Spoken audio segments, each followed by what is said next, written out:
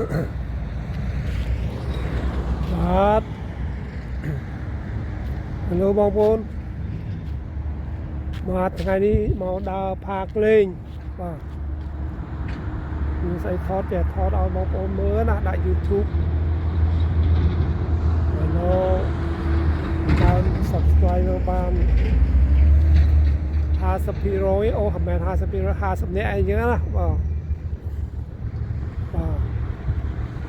ថ្ងៃដូចចាំងល្អមានពពកមេឃខៀវស្រឡះហ្នឹង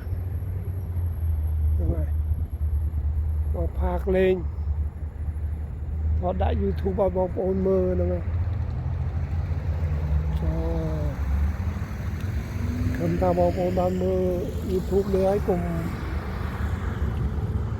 boring boy ណាបាទហើយ subscribe ផងผมต้อง subscribe ឲ្យមានកម្លាំងចិត្តវិញ subscribe ឲ្យបាន50នាក់គេវិញ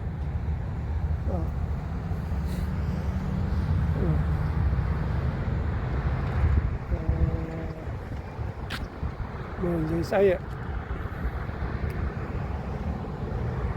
ថ្ងៃស្លាស់ល្អមេឃខៀវ